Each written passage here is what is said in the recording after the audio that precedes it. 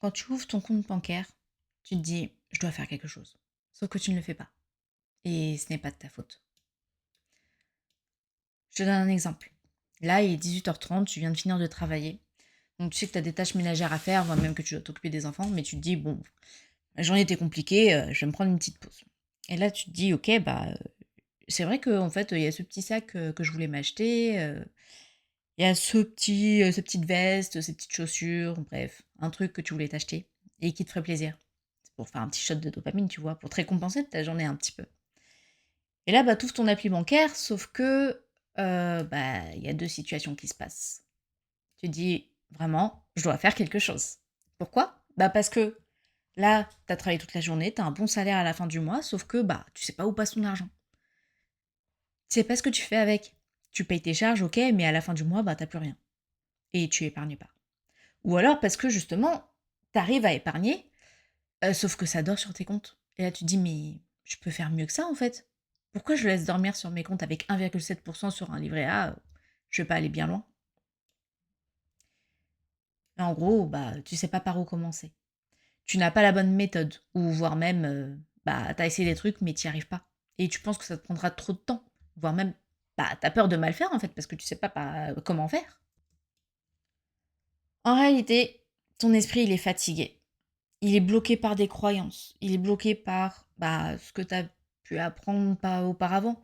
Les croyances limitantes, ça peut être, il y a plusieurs choses, hein. Ça peut être, l'argent ne pousse pas sur les arbres, du coup, tu récoltes tout et en fait, tu as peur de le perdre, tu as peur de l'investir quelque part. Ça peut être, OK, en fait, les riches, ils sont malsains, ils font des choses malhonnêtes, l'argent, ça rend vilain et du coup, tu dépenses tout et tu gardes rien. Mais entre ton esprit fatigué et tes croyances imitantes, t'as un joli petit poison qui t'empêche d'avancer. Et en plus de ça, du coup, tu satures. Et ton cerveau, il bloque. Et il veut plus prendre de décision. C'est ce qu'on appelle la fatigue décisionnelle ou la charge mentale. Et ça, ça peut t'arriver dans n'importe quel domaine de ta vie. Moi, c'est ce qui m'est arrivé du coup à mon dernier job salariat et j'ai fini en burn-out. Parce que entre le boulot à la maison, les décisions, pardon, le boulot, les prises de décision au boulot et ensuite les enfants à la maison, les tâches de ménage, etc. C'était juste waouh! Et en fait, le boulot, lui, il me forçait à travailler 6 à 8 heures par jour. Sauf qu'aujourd'hui, on sait, en fait, que l'être humain n'est pas fait pour travailler plus de 4-5 heures de travail intensif cognitif par jour. Et donc, entre 0 et 2 heures, tu as une concentration maximale, une clarté, une créativité, ça c'est cool. Au bout de 4 heures, tu sens une légère fatigue. Et au bout de 7 heures, là, tu as une fatigue décisionnelle. Tu as juste envie de te distraire et de tout lâcher. Et la société, ça, elle le sait. Elle le sait et elle en joue. Ton travail, il te demande de travailler autant parce que, ok, pour eux, c'est effectivement mieux que tu travailles beaucoup. Mais en même temps, si tu travailles et que quand tu rentres, t'as pas envie de réfléchir à quoi que ce soit et que tu continues le lendemain, ça fait métro, boulot, dodo, en gros, hein. Tu continues, tu continues, tu continues. Pour eux, tu te poses pas de questions existentielles et ça roule en fait. Et de l'autre côté, toi, tout ce qui est jargon financier, taxes, lois, si c'est pas ton domaine, en fait, tu t'y intéresses pas et tu te dis, mais ça va me prendre beaucoup trop de temps. Moi, j'ai pas la capacité, j'ai pas l'énergie pour me consacrer à ça. Et du coup, moins tu prends ce que tu fais et moins tu fais des bons choix. Et là, c'est tout profitable à l'État et à la société. Et ton esprit, lui, il fait que fuir. Du coup, il va faire ok, je suis tellement fatiguée ce soir qu'on va commander le repas. Ou je vais me faire un petit achat plaisir. Tu te rappelles ce petit sac dont je t'ai parlé tout à l'heure? Ou tu vas sortir pour te détendre le week-end. Et en gros, tu dépenses. Tu dépenses ton argent. Mais du coup, comment faire pour t'en sortir? Eh bien déjà, on va essayer de faire une prise de conscience. Est-ce que tu vis la vie que tu as envie de mener? Est-ce qu'elle te convient, cette vie? Pose-toi quelques minutes, prends un petit café, une petite boisson chaude, mets-toi dans un coin tranquille et regarde ta vie actuellement. Est-ce que ça te va? Bon, déjà, si tu es là, c'est qu'au niveau finance, il y a quelque chose qui cloche.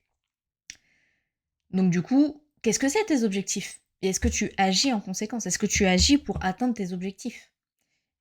Et comment faire pour atteindre tes objectifs? Bah déjà, il faut déjà commencer à arrêter de faire l'autruche. Donc vraiment regarder ta situation en face et te dire, «OK, bah, je suis fatiguée, mais quand même, je vais me mettre un petit coup de pied aux fesses et je vais y aller». Planifie-toi un petit moment dans ton emploi du temps pour justement mettre en place des actions, pour te former ou, bah, pour trouver un accompagnement. Parce qu'en fait, tu peux très bien y arriver tout seul. Tu as sûrement les capacités de le faire. C'est juste que ça va te prendre beaucoup plus de temps d'y arriver. Ça va te prendre beaucoup plus de temps de trouver étape par étape ce que tu dois faire. Et puis si tu as des questions à poser à quelqu'un, enfin si tu te poses des questions, tu auras personne pour y répondre derrière assez facilement. Donc si tu peux te faire accompagner, tu iras beaucoup plus vite, beaucoup plus loin et tu auras aussi moins de charge mentale et moins de décisions à prendre. Parce qu'en fait, la personne va être là pour te guider. Et du coup, bah, ça va être beaucoup plus facile pour toi d'accéder à tes objectifs. Et ça te rajoute pas cette charge mentale et cette fatigue décisionnelle derrière dont je te parle depuis tout à l'heure. Et là, tu vas me dire, «OK, mais en fait, là déjà, je travaille 6-7 heures par jour et du coup, bah, je suis crevée, voire même 8. Je suis crevée, mais du coup, je fais comment? Parce que ça change rien à ma situation». Et ben, alors là, il y a plusieurs possibilités. Si c'est juste que tu travailles, 7-8 heures par jour parce que, bah, par exemple, tu as beaucoup de tâches à faire et que, bah, tu y arrives pas, tu es blindé et cetera et du coup, tu as une grosse fatigue. Alors, soit tu peux essayer de trouver une méthode plus efficiente pour travailler. Par exemple, la méthode, Pomodoro qui te permet de concentrer 25 minutes, faire 5 minutes de pause et retravailler 25 minutes et tout ça pendant 2 heures. Du coup, ça aide ton cerveau, en fait, à se décharger et à pouvoir retravailler de manière efficace derrière. Trouver des méthodes de concentration, trouver peut-être une autre organisation, voire même déléguer des tâches.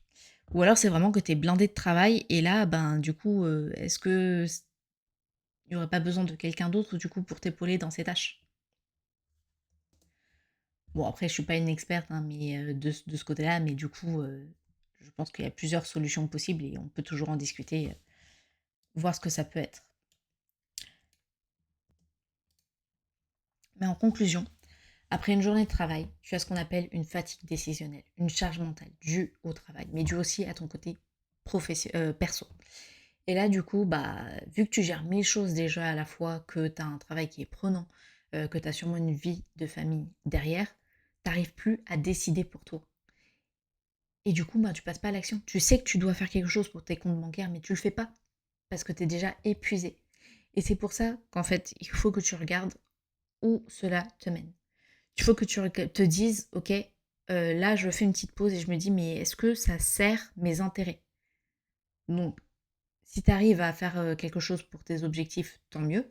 Si tu n'y arrives pas, bah, là, il faut que tu te fasses accompagner.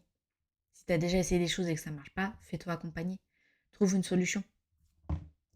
Ou peut-être forme-toi seul si tu n'as pas déjà essayé. Mais dans tous les cas, fais quelque chose. N'hésite pas à me dire en commentaire si toi aussi, ça t'est déjà arrivé d'avoir cette fatigue décisionnelle. Et dans tous les cas, si tu te retrouves dans cette situation où, du coup, tu ne sais pas par où commencer, t'as pas la bonne méthode, tu as peur de mal faire ou que ça te prenne trop de temps, et que ça te crée une fatigue, heu, décisionnelle, hein, une fatigue de l'esprit tout court, hein, moi je suis là pour t'accompagner, pour t'aider. Si tu veux, vraiment pouvoir ouvrir ton appli bancaire et te dire: «J'ai fait les bons choix», je suis là. Et pour ça, je t'offre un audit gratuit de ta situation. Il suffit de me contacter. Pour me contacter, ben, c'est tout simple. Si tu rejoins mon canal WhatsApp, donc le premier lien de la description, tu as mon numéro personnel. Et donc là, bah, tu cliques et tu peux juste accéder gratuitement à mon canal et donc à mon numéro. Et là, tu m'envoies un petit message et tu me dis que tu as besoin d'aide. Sinon, tu peux juste rejoindre le canal pour avoir les prochaines vidéos. À très vite!